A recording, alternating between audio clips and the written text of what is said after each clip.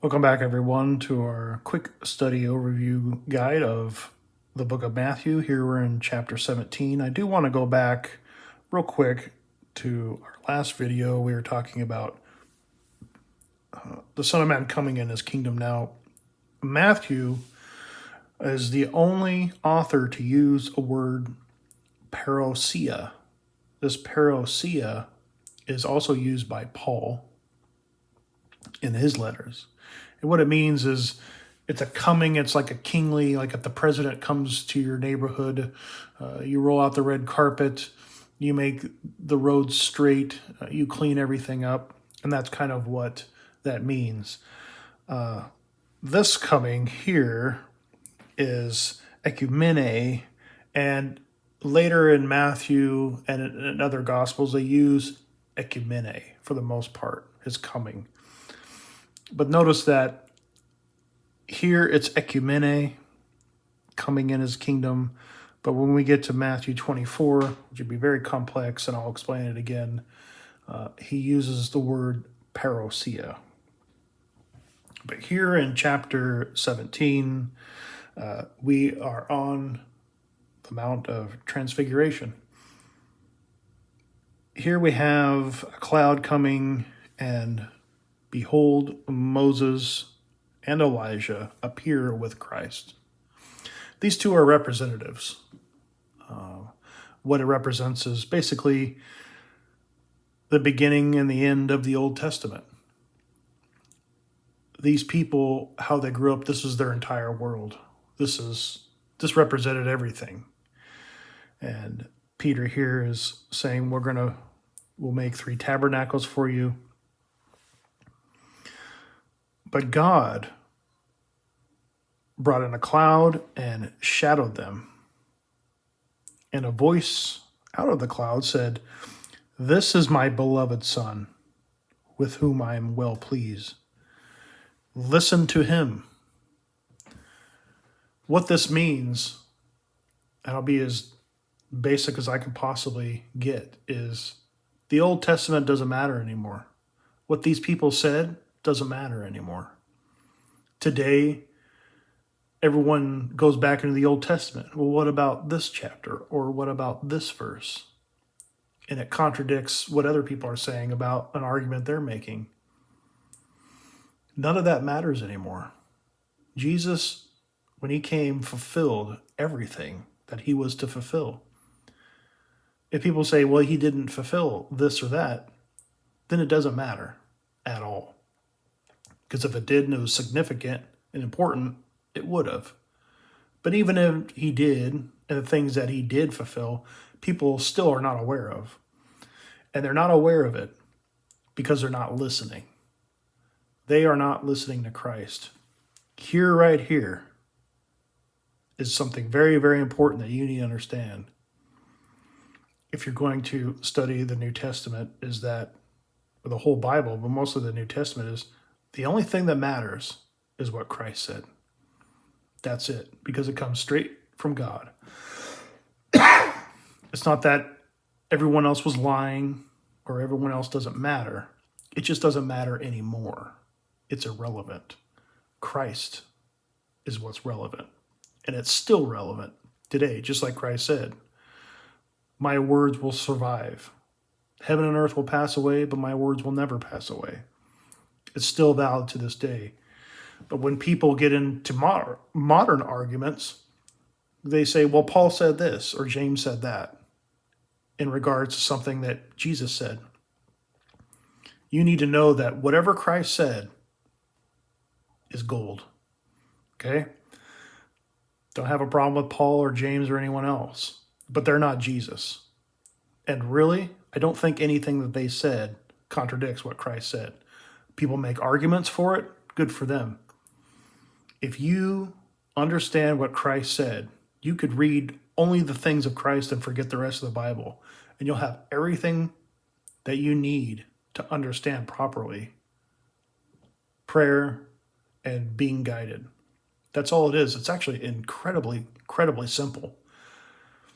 But again, people in our modern times, they like to put heavy burdens upon people. they weigh themselves down because they lack faith. So they try to fill that void with supplemental rituals, praying to Mary, whipping themselves, fasting for 40 days.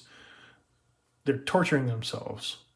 Jesus said, don't torture yourself. Lay down your burdens and take up my yoke. A lot of people don't understand this. Even to this day, they just don't get it. But you need to get it.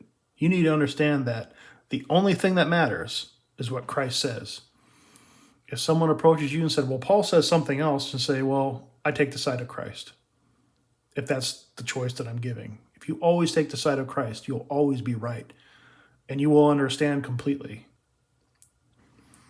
So this is incredibly important. This is an actual written directive that you can do this. You can just listen to Christ and you're good. Here we have Jesus explaining Elijah is coming and will restore all things, because they will say Elijah must come first, but this is where they're talking about Elijah already came and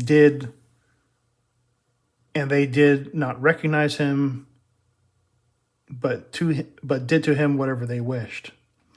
And what he's referring to is John the Baptist. Remember that, how Jesus said, for all intents and purposes, John the Baptist was Elijah. So John the Baptist is actually more of a Old Testament figure, if you will. There is actually no such thing as Old Testament, New Testament. Christ basically, if you can imagine, completed the New Testament. He completed it, he fulfilled it, and time still goes on. It just goes on in a different way. It's more of if you worked at a factory and it was owned by Canada, and then Jesus came along and took over it. You would still have the same job. You would still be doing the same thing, same hours, but everything would be better. Maybe you'd have better health insurance, better pay, better lifestyle, better working conditions.